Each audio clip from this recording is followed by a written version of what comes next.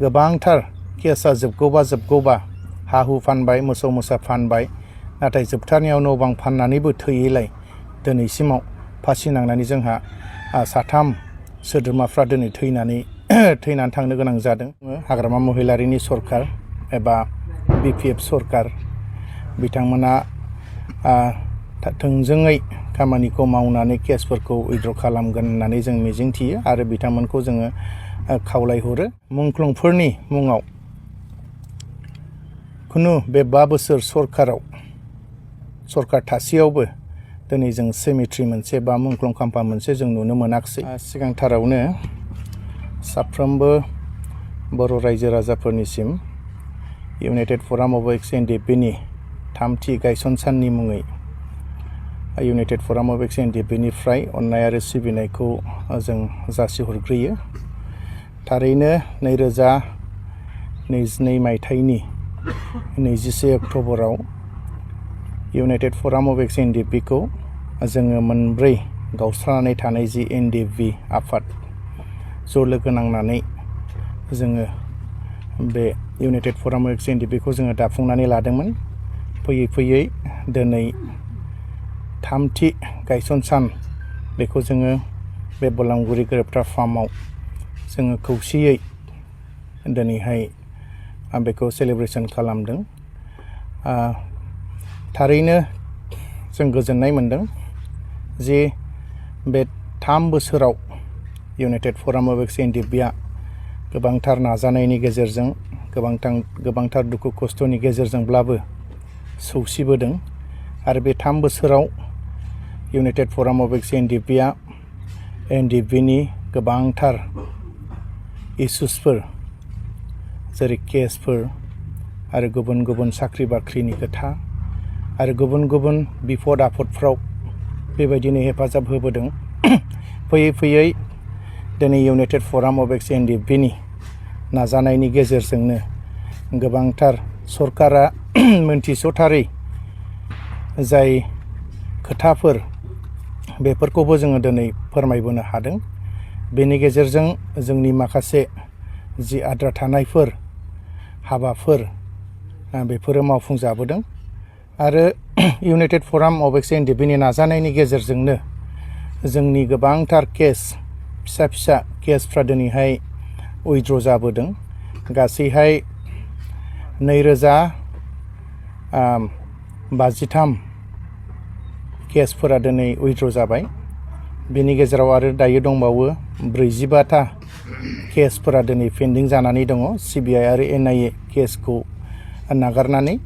आसा खालामदों थांनाय समनि सरकारा जे मावनो हायाखिसै बा आद्रा थालांबाय गोदानै फैनाय जि सरकार गोबाङा बुङो हाग्रामा महिलारिनि सरकार एबा BPF सरकार बिथांमोना थोंजोङै खामानिखौ मावनानै केसफोरखौ उइथड्र खालामगोन होननानै जों मिजिंथियो आरो बिथांमोनखौ जोङो खावलायहरो।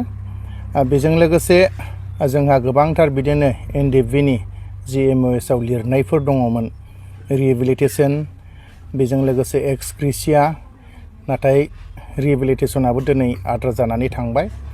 बे 5 बोसोर सिगनेटरि जि आफादफोर BTR सरकारखौ सालायबाय बे 5 बोसोराव बेखौ कमप्लिट खालामनानै होलांनो हायाखिसै।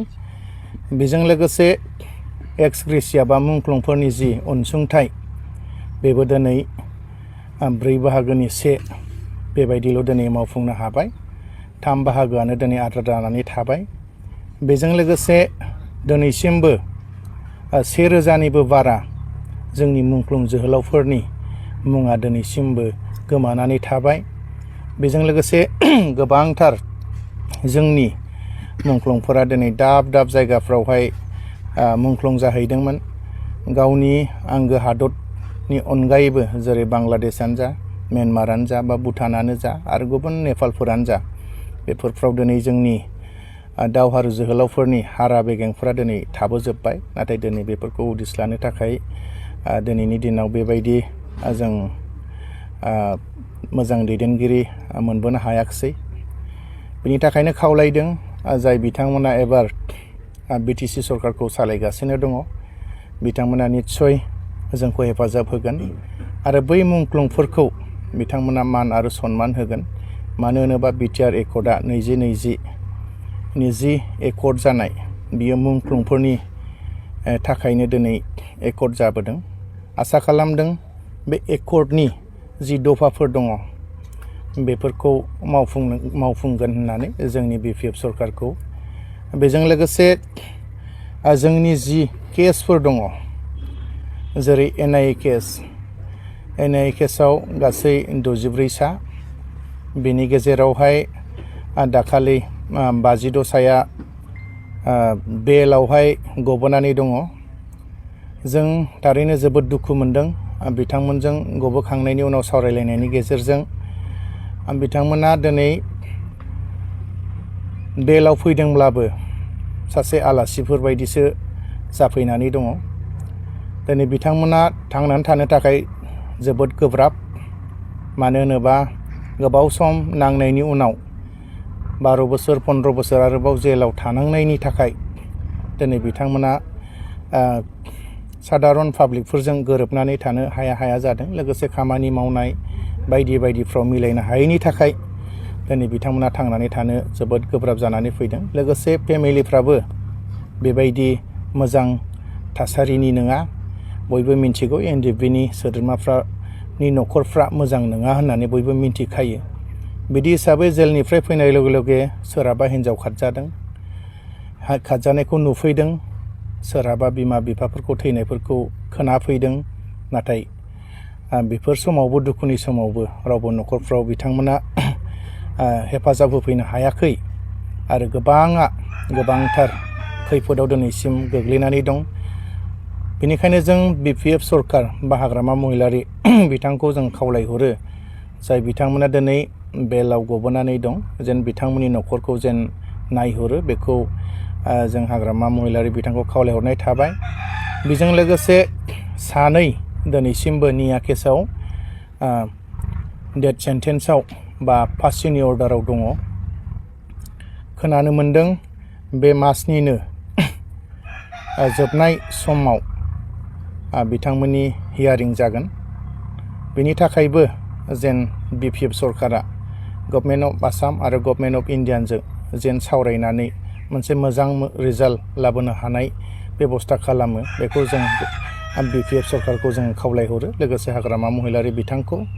बेजों लोगोसे आरो निया केसआवनो 4 जिउ जोबजासे साजा मोननायबो दङ। बिथांमोननि थाखायबो जेन गभर्नमेन्ट अफ इन्डिया आरो गभर्नमेन्ट अफ आसामजों सावरायनानै कर्टनि गेजेरजों बिथांमोननि दायखौ जेन राय होयो, बेखौबो जों खावलायहरनाय थाबाय।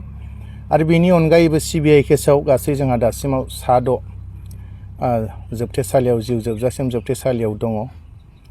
जों मोनथिदों बा खोनानो मोन्दों गोदान बोसोरनि जागायजेननाय 1 दानावनो बिथांमोननि हियारिंआ फैगोन। लोगोसे फाइनाल जाजमेन्ट आसा खालामदों बेखौबो हाग्रामा महिलारि बिथाङा गभर्नमेन्ट अफ इन्डिया आरो गभर्नमेन्ट अफ आसामजों सावरायनायनि गेजेरजों बे फाइनाल जाजमेन्ट होनायाव जेन जों माबा मोनसे रिजाल्ट मोजां मोननो हायो नामा, बिनि थाखाय जेन सावरायो। बेजों लोगोसे जोंहा बेबायदिनो गोबांथार इस्युसफोर दङ। दिनै मुंख्लंफोरनि मुङाव खुनु बे 5 बोसोर सरकार थासेयावबो दिनै जों सेमिट्रि मोनसे बा मुंख्लं खाम्फा मोनसे जों नुनो मोनाखिसै। गासैबो आद्रा थाजोब्बाय। बेनिखायनो जों खावलायहरो जे हाग्रामा महिलारि बिथांखौ जेन NDFBनि नांनाय आरो जुजिनायखौ मान सन्मान होनानै मुंख्लंफोरखौ मान सन्मान होनो थाखाय जेन जोंनो मोनसे सेमिट्रि बा मुंख्लं खाम्फा बबेबा मोनसे सेन्टार जायगायाव जेन खालामनानै होयो। जेन जों बोसोरफ्रोमबो बिथांमोनखौ जोङो जेन मान होनो आरो सन्मान होनो हानाय बायदि। आरो जों खावलायबावदों जेन मोनफ्रोमबो डिस्ट्रिक्टआवबो जेन गोजान जानायलाय फिसा बेबायदिनो मुंख्लं खाम्फा मोनसे मोनफ्रोमबो डिस्ट्रिक्टआव जेन खालामनानै होयो।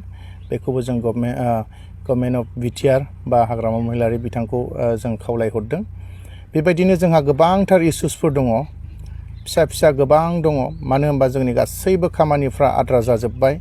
बेनिखायनो दिनै जों इउनाइटेड फराम अफ एक्स NDFBआ गसंथाबाय थानो गोनां जादों आरो जों जेब्लायबो गसंथाबाय थालांगोन बेवहाय खुनु डाउट गैया जों सोरनिबा हेंथाबो नङा दिनै NDFB नि गोबां सोद्रोमाफ्रा आलाय सिलाय जानानै दङ केसफोराव भुगिनांनानै दङ दिनै गोबां साननो हागौ जे जोबथेसालियाव थानायफोराल' केस दं होननानै नाथाय बे नङा दिनै बाहेरायाव थानाय जेसेबां NDFBफोर दङ 90%आनो गासैबो केसजों भुगिनानै दङ जायनि थाखाय दिनै न'खराव सान्थियै थानो हाया गोबांथार केसा जोबगौबा हा हु फानबाय मोसौ मोसा फानबाय नाथाय जोबथारनायाव न' बां फाननानैबो थैयैलाय दिनैसिमाव फासि नांनानै जोंहा साथाम सोद्रोमाफ्रा दिनै थैनानै थांनो गोनां जादों जोबथारनायाव फासिखौसो जोङो माने गावखौनो फोजोबनायखौसो जों लामाखौ लाहैनो गोनां जादों जेन बेफोरखौ नोजोर बोनानै जोंनि गभर्नमेन्ट अफ